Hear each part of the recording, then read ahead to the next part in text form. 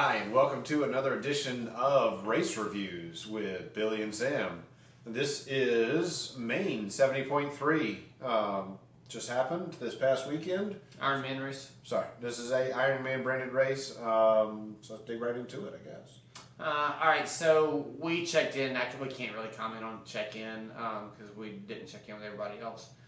We ended up checking in super late because we had the race the day before. But transition was in a parking lot. There were a fair number of like grassy medians, I guess is what you would call that, in the parking lot, where it would be a wonderful place to put all of your extra stuff, but they wouldn't allow you to do that for whatever reason. But the racks themselves were pretty far apart, with 6 bikes per rack. 6 bikes per rack. You set up. It was T1 and T2 were in the same place. You came in after the swim and plenty of porta potties. I don't remember there being a wait for that. You do want to use the bathroom in transition before you go to the swim start. The swim start's a half mile or more away, and I think they said there were a few porta potties there, but I never saw them. So you'd probably have a line there. It would be my guess. Anything else the bike in and the bike out were in the same place. So the lower the number you had, the better your spot was. So that if you're able to check in early, you should check in early. They did the dynamic numbering again, which means that you could ride next to somebody if you wanted to. Anything else about transition? So coming to the race, there was pay for parking. Yeah. For us, it was $20 at George's lot. Yeah, we enjoyed that. I mean, he had bathrooms there. I mean, we're talking basic stuff, but he had bathrooms, a sink, and he had showers. We didn't use his showers. I think they were outdoor showers. We never even saw them. They were behind the building. Yeah. But it was not far from. It was kind of halfway in between. It may have been a little bit closer to the finish line than it was transition, but it was in a very good central location. So just be aware there are a couple of lots that are like that. Yeah, so I think that there was spread out parking available, but $20 was the deal. I talked to somebody else who had gotten there earlier, and I don't remember which lot they were, but they said it was $55 for 2 days to give you guys some sense of what prices were for parking. Everything about transition was right. They had water. There's really nothing. Yeah, I mean, it's what you would expect an Ironman transition to be. But in a parking lot and pretty spread out. It was a pretty big transition. If you had a really high number, you were a long way from the bike out. But you were right there at the swim in, so the distance that you traveled was the same, but you were toting your bike if you had a high number. Yeah, the bike in and bike out being in the same place was certainly significant. All right, so moving on to the swim, tell us about it. So this is an ocean swim. This is 1.2 miles in a out, down, and back. This year, current was fine. The waves were no issue. No real problems. This swim starts. The gun went off for the pros at 5:45, and we, You heard that right. 5:45 a.m. After transition opened at 4, so this was not a long, time to prep your bike, so you needed to be ready. But it was slightly dark when the pros went in the water, and you could see all of the buoys, but not great. 5:45. They knew when it was going to be lighted up. If it was 5:45 was it. That was the minimum. At 5:30, you could not see all of the buoys. Nope. So they discouraged getting in the water. Beforehand, the announcer was making statements to don't get in the water. Plenty of people were getting in the water away from. I think what the announcer was really worried about was people that were getting in the water in front of swim out. It's beach. There's plenty of room. Everybody that was down the beach was not receiving any grief. So opportunity to get in the water, get a little acclimated. It was chilly. It was 50 something, 60, low 60s. cold enough that booties were allowed. Yeah, whatever that number was. So of course, 64 or very 65. wetsuit legal plus booties were allowed.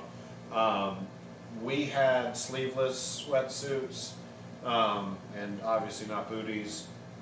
I didn't have any issue. It was not the coldest water I've ever been in by far.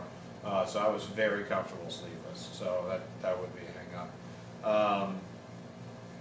They had everybody on the right side of all of the buoys. You were not allowed to swim on the left, and if you got close, the kayaks were pushing you out. I think that had more to do with current than anything else. Just having the ocean pushing you. If you're to the left side of the buoy and it's pushing you left, you'll never come around that turn. So you understand when that happens. But yeah, fairly reasonable swim. You came out on the beach, and of course the sand was actually reasonably good. We started at the back, and coming out it was still fairly hard packed. And then when you got to the soft, they had put down carpets. So the Ironman did a great job with that. Kudos. That's the first kudos I've ever given for an ocean swim.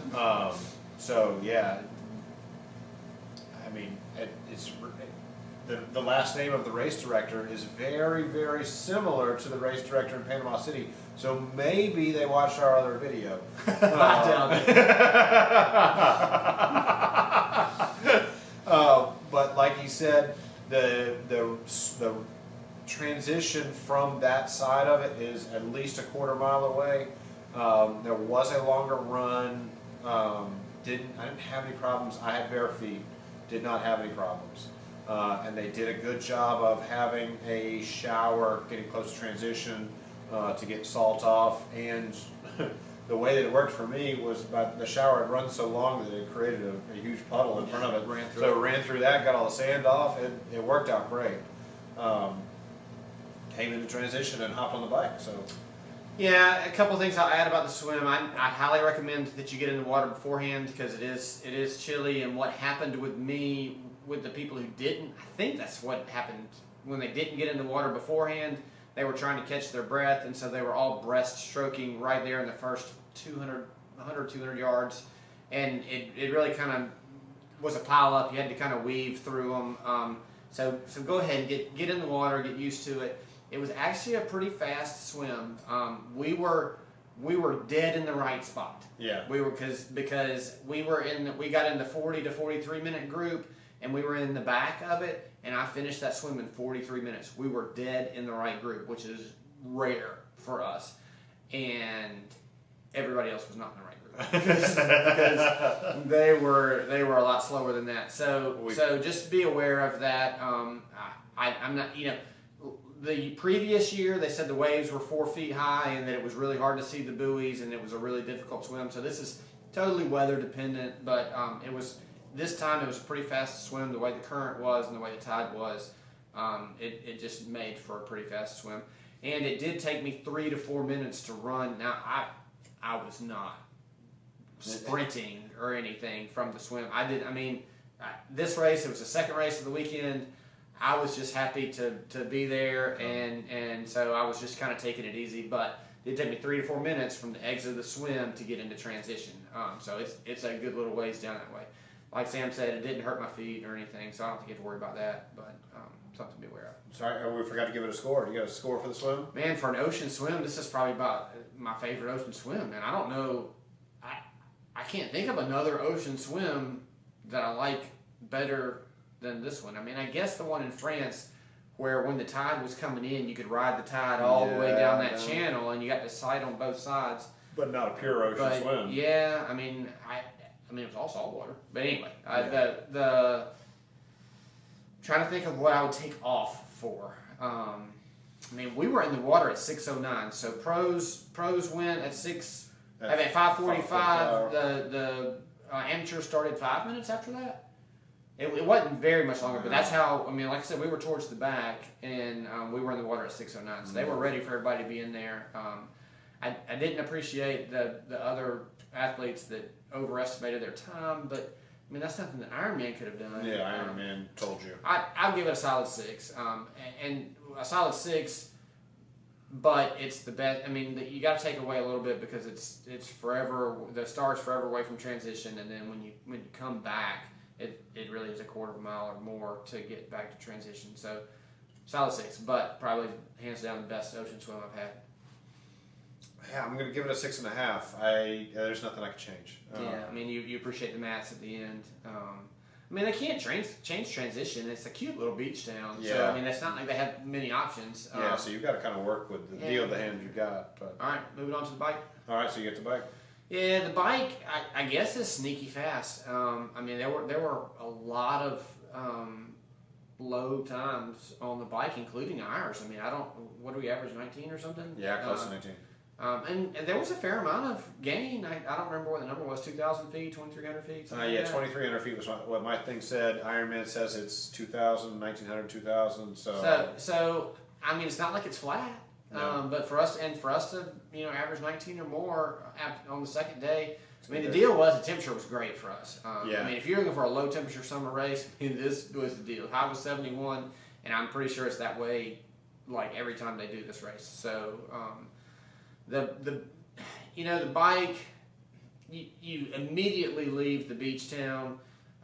You go out. There's a lot of turns, like right hand, left hand, right hand, left hand. And that does kind of break it up, though. I mean, there weren't any U-turns, though. No. So I mean, I'm not going to take anything off for the right and left turns because you left out the U-turns.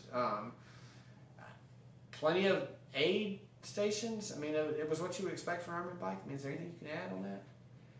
No, road conditions. I mean, they weren't the very best roads we've been on, but they were really pretty good. So, I mean, overall, good road conditions. Yeah, I feel like there were a couple of stretches of just frustrating. Ironman did a good job of marking everything. So, I mean, they had marked anything that was an issue with an orange. So long as you were paying attention, you could see it and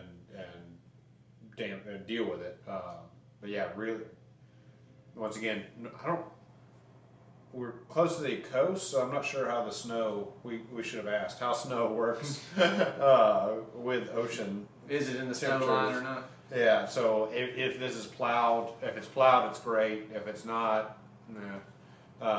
But we could assume that this would plow roads. So I mean, I would have liked it to have been a little more scenic. I'm not gonna say that it was boring, but it wasn't like we've done some beach bikes before, like the one in South Africa that was just beautiful, overlooking the cliffs. Cool. I don't know that there's scenic roads around there. There might not have been. So I'm not gonna take off too much for that, but it's not gonna get a 7 for that. I'll give it a solid 6 because I mean it was a really good bike course, and like I said, really sneaky fast for whatever reason. Fair enough. I think I'm 5.5. I mean, it was sneaky fast, but we were working it. It required some pushing to get there. It's not. I mean, clearly, we'll go over this. It could be a PR course. So if you're judging it based on that, I wouldn't call it. It had some challenges without being overall a challenging course. Yes. I don't know how to say that properly. That the point of this course was not hard, and I like when they do that. The hills that are there, they made sense to the race, and there wasn't, there was no punishment. The hills were not punishment, so maybe that's the right way of saying it. So yeah, overall a good race. Yeah, I'm with you. I think 6. Just a minute ago, you gave it a 5.5. I talked myself into it, man. Just the more I think about it. All right, moving on to the run. So the run. This is an interesting run. Really interesting run. It's a double loop course, and the paved. I would call it the paved segment of it has hills. So when you come out of transition, you've got some hills and some undulations. You get onto a dirt path, and the dirt path is flat. I made some jokes about running into Canada. Apparently nobody else really appreciated that because it's flat and just straight and long. And you run out, and then you see people coming back. So it's an out, U-turn and back. but I mean it's a dirt path, so gravel, yeah, gravel super path. easy on your feet. It was Yeah. plenty wide. Shaded. Yeah. You know, of course, well supported because it's Ironman. I don't, you know, there's not really much to talk about with the run. It's an interesting mix. None of the hills were super steep, but there were certainly hills on the paved portion. And I'd say probably half of the run is paved and the other half is gravel. Would that be a fair? I think it's probably a little bit more paved, but I mean it's close. Yeah, Maybe I mean, maybe 60-40, somewhere Yeah. in there. Really good run, shaded, plenty of support, plenty of opportunities for your people to see you. You do the one, and then second loop went to the right. Plenty of support of people there cheering. Yes. So a couple of things on the run. It's not flat, but it's a very fast run course. Very fast. I mean the whole race, a number of people we know set PRs for the whole race for whatever reason. And the finish line is not where you think it is. So This does need to be covered. So on the second loop, so you go out from transition, you go and then you go out half a mile, quarter mile or so, and start your loop. Yeah. And then you come around and you go to that same spot and you start your second loop. So after you get on your second loop, you hang a left And coming back in the way it came out. You're going towards transition. So you're thinking in your head, okay, I got a quarter mile to go. And you actually go that quarter mile and you see transition and you see this great big arch, and you're like, I'm there. You're not there. You're not even close to there. No. You're more than a half a mile away from there. Yes. So you get through the arch, and you go around transition, and you're going back all the way past the swim start into the finish line chute. So I mean, the good news is there. I mean, let's think about it. You're doing 13.1. I mean, you know on your watch whether or not you're there or not, and you should know that you're not there. And you get to the arch, and you can think, oh my goodness, I'm not going to be able to catch that person in front of me. Well, you have plenty of time to catch the person in front of you Tons of because time. you have a long, and it's a long straight.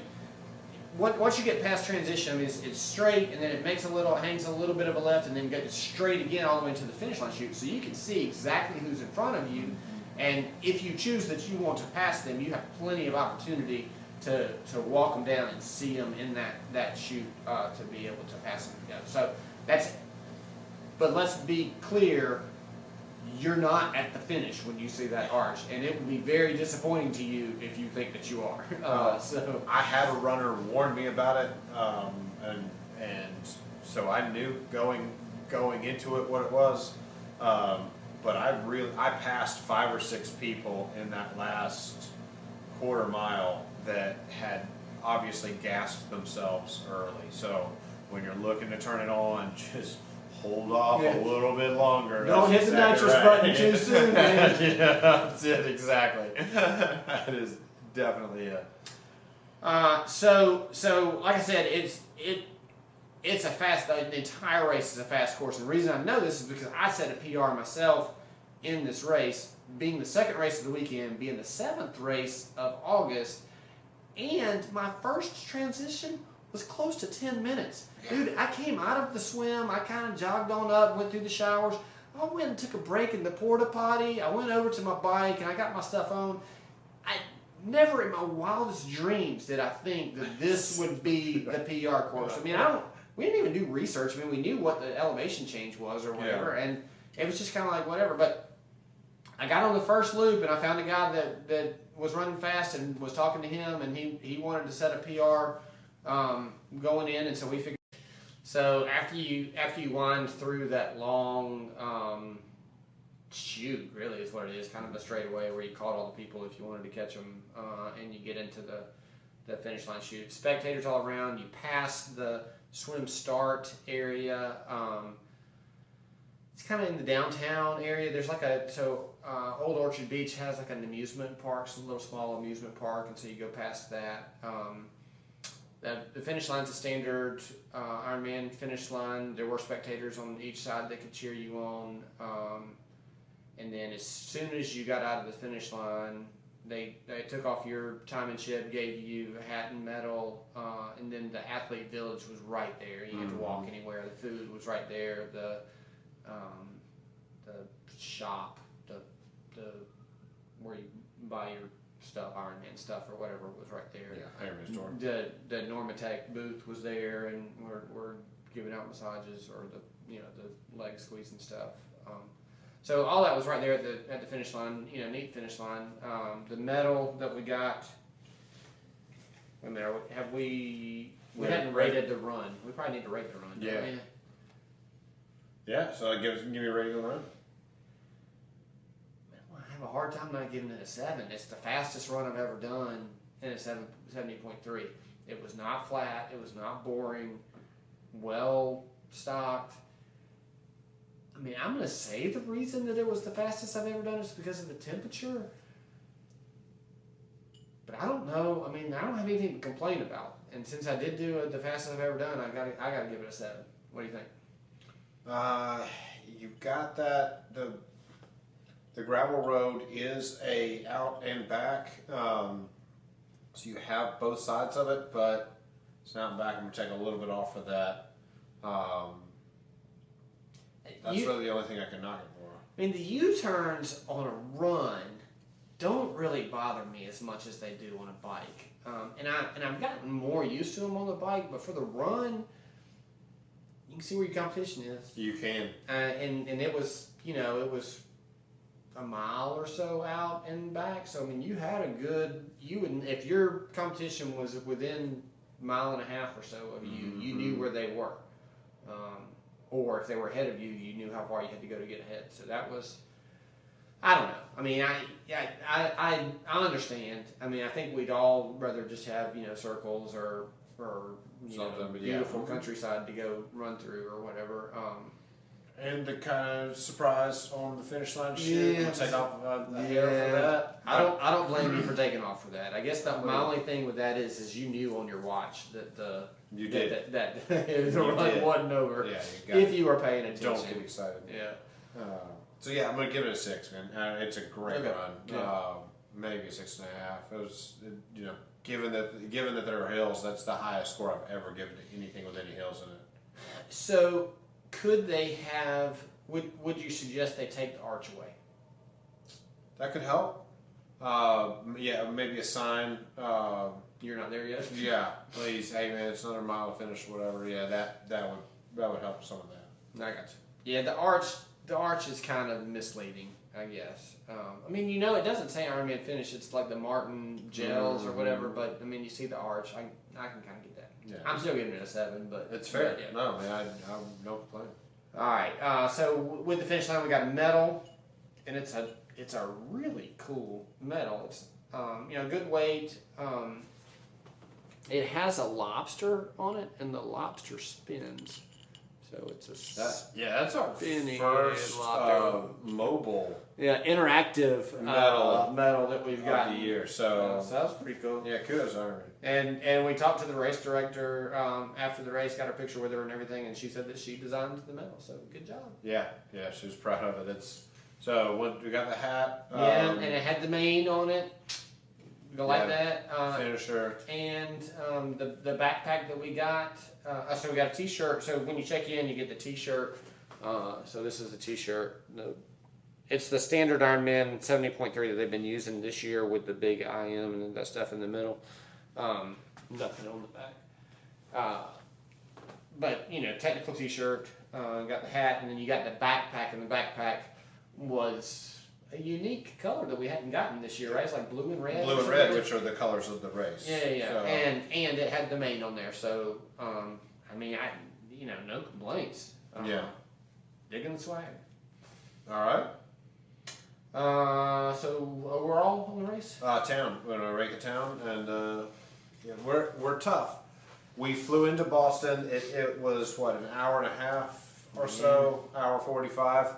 From Logan Airport, if you're not pressed for time, there were closer airports you could fly into, but the drive in the rental car was very doable if you're looking for that experience. We probably would have flown into Portland or somewhere, but the Boston airport was the one that had the 24-hour rental car place, and we had to have a 24-hour rental car, so we didn't pick it up till midnight.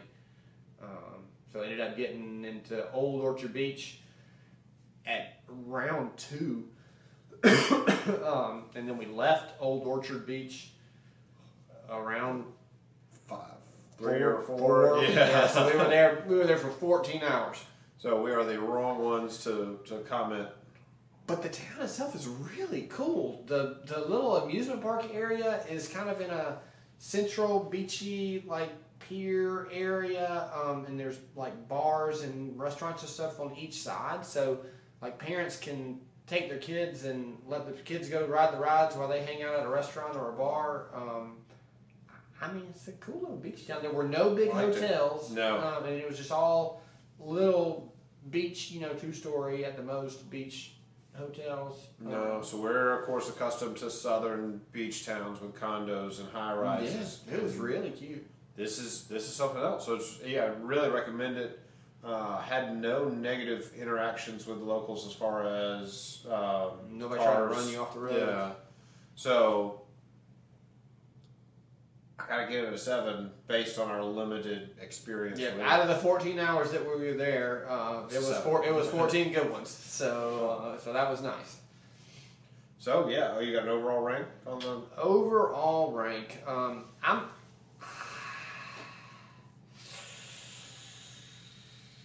So it's tough for me, I guess. I guess I'm gonna call it my favorite U.S. race so far. Wow.